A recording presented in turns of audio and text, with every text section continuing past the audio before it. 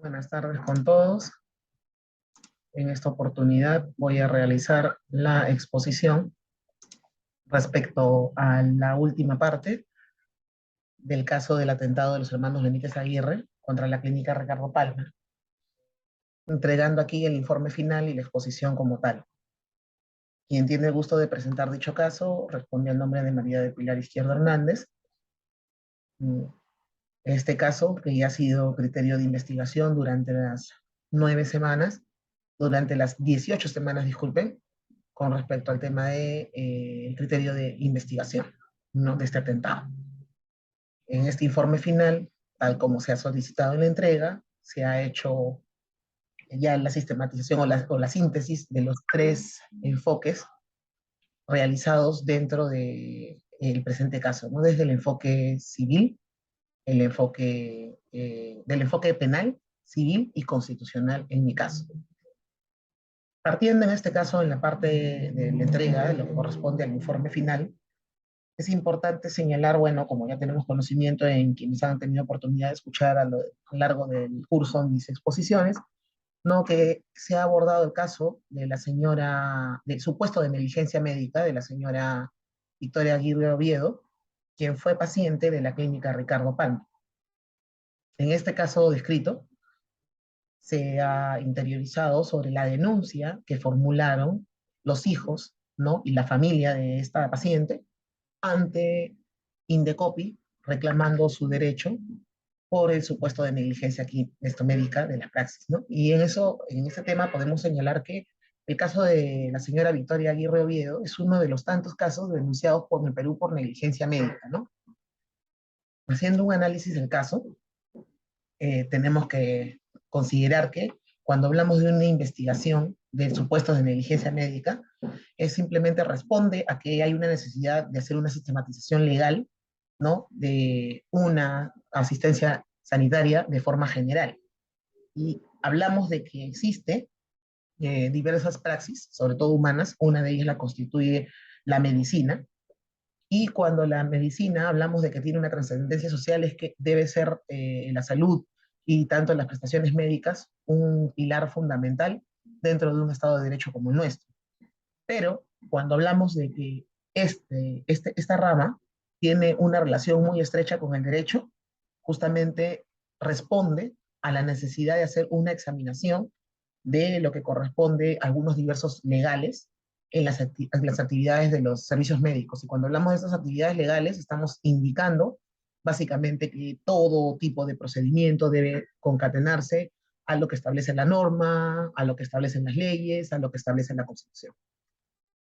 Si interesamos un poco sobre lo que corresponde a una negligencia médica, debemos señalar que este es un daño físico o moral que es producido a un paciente como consecuencia de un procedimiento médico imprudente o hecho desde el desconocimiento.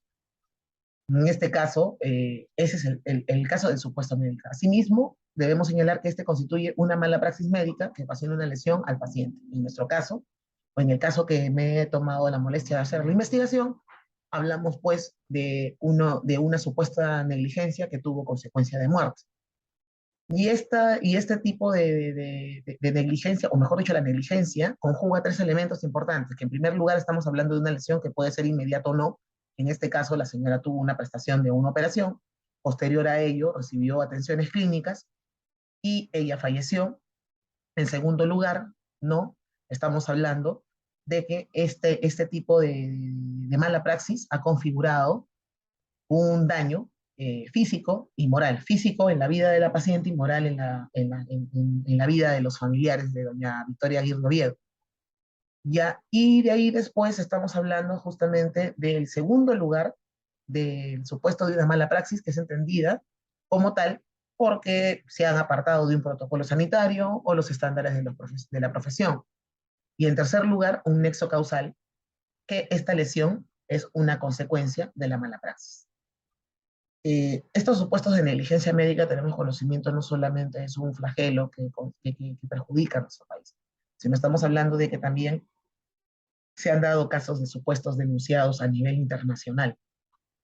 Y ante ello, nuestro país tiene normas que son responsables de proteger los derechos de los ciudadanos. En nuestro caso vamos a abocarnos en el tema constitucional y en el tema de procedimiento, disculpen, hablar lo que enmarca nuestra constitución política vigente, que señala estos derechos y dota justamente de facultades a organismos autónomos para su protección y, por otro lado, las leyes y sus reglamentos que establecen mecanismos de tutela y salvaguarda de los derechos protegidos.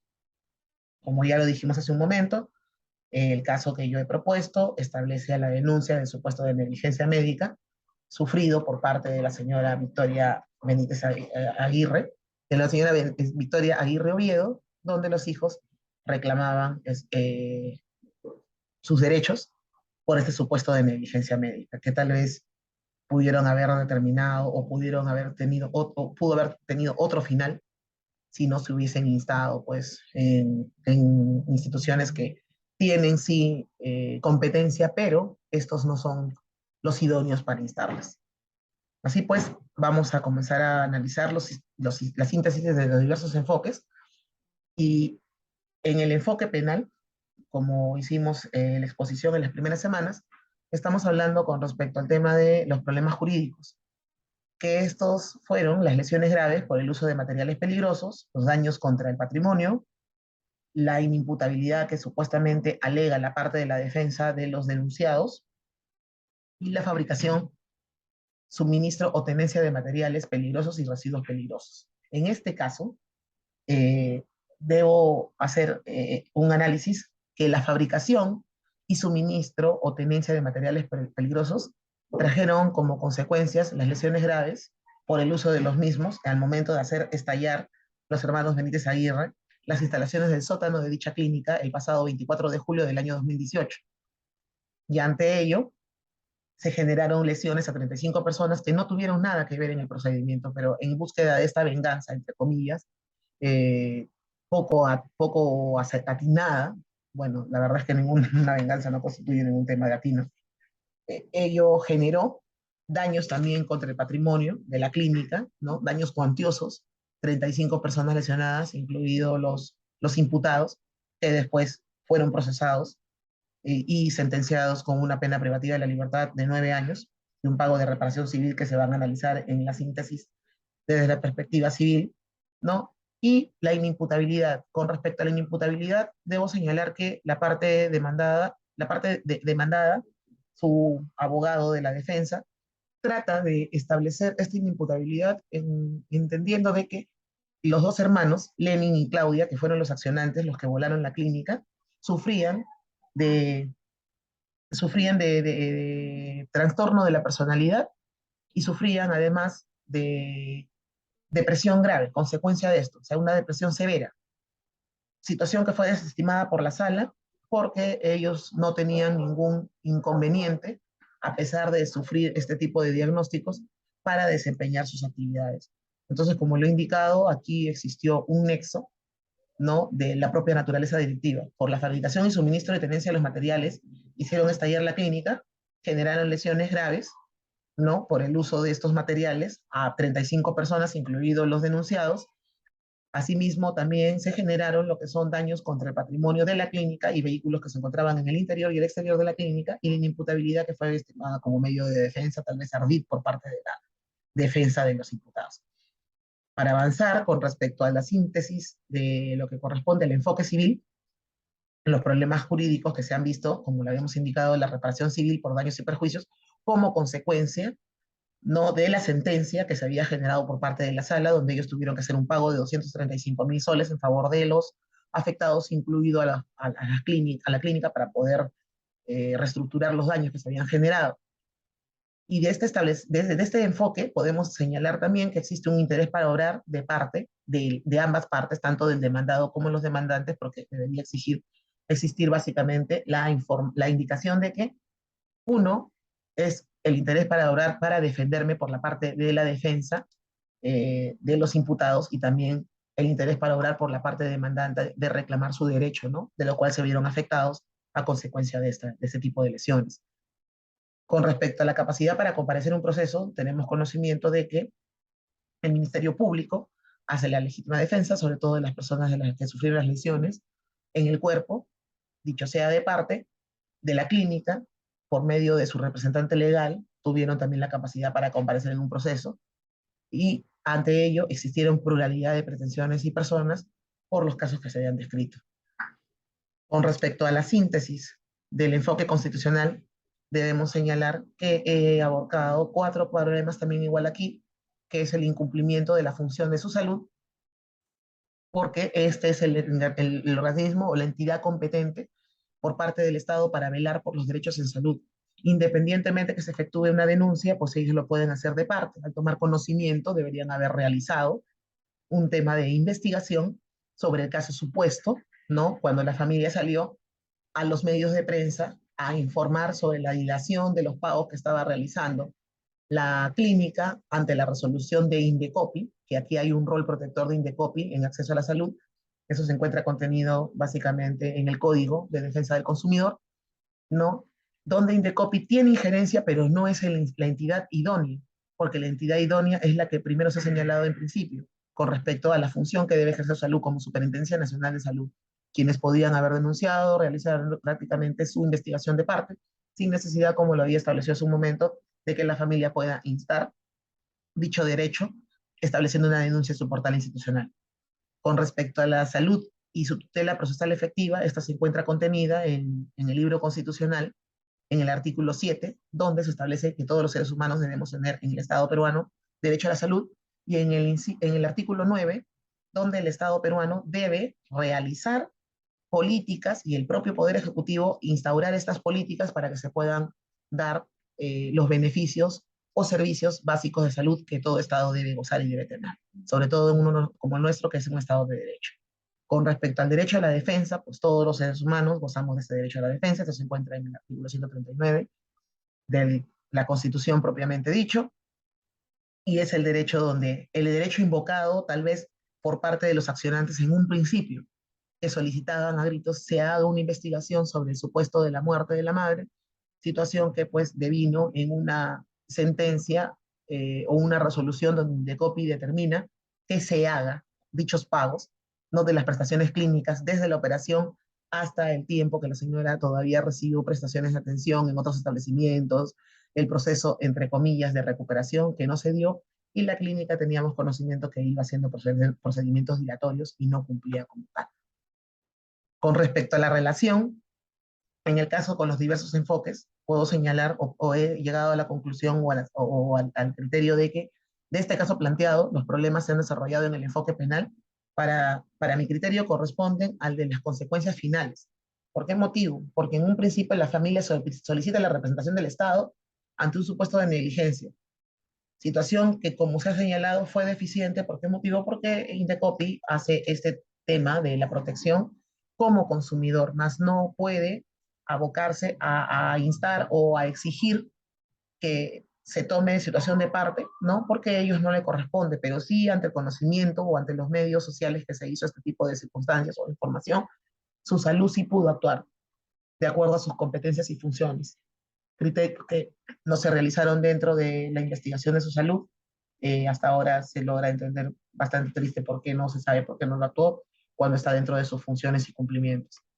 Ahora, como decíamos un momento, la dilación en el cumplimiento de las sanciones impuestas por Indecopi, como ya sabemos muy bien los pagos que había hecho sustento hace un momento, generaron que estos hermanos realizaran una denuncia pública. Y en la denuncia pública no ha sido tomada por su salud como entidad competente, tal como indiqué hace un momento. Y esta inacción deviene por un atentado, y esta inacción deviene en un atentado contra la clínica Ricardo Palma por parte de los hermanos Lenin y Claudia Benítez Aguirre, que deciden estallar dicho establecimiento generando lesiones graves y daños materiales. Ellos pues fueron procesados y sentenciados con 9 años de pena privativa de la libertad. De este proceso penal tenemos que señalar que se desprende la capacidad para obrar de los demandantes y los demandados para alegar su defensa de ambas partes, ¿no? Y reclamar sus derechos, en este caso de ambas partes, ¿no? La pluralidad de pretensiones y personas, así como el pago de una reparación civil de 235.000 soles a favor de los afectados. Corresponde señalar entonces que la defensa de los procesados pretendía alegar la inimputabilidad, tal como lo mencioné hace un momento, en el tema del enfoque penal, ¿no? Porque ellos adolecían de trastorno de personalidad y depresión, situación que estimó la sala, tal como se ha señalado, ¿no? Porque ellos podían desarrollar su vida de forma habitual. Ahora, con respecto a las conclusiones, y propuestas en el presente caso, he arribado a la conclusión que en este caso de materia de estudio, se nos muestra pues claramente que la falta de incumplimiento de las funciones o el incumplimiento de las funciones por parte de algunas entidades prestadoras de salud y inacción del Estado en fiscalizar, proteger los derechos de los ciudadanos, ha desencadenado una serie de consecuencias no solo en el ámbito social, sino también en el carácter civil y penal, ¿no? Y esto determinó, pues, al final una situación triste, porque al final se le impone una pena privativa de la libertad, así como el pago de una reparación civil como resarcimiento del daño causado, ya que los hermanos, pues, tomaron por la vía un poco más severa, se puede decir, optaron por una vía poco prudente.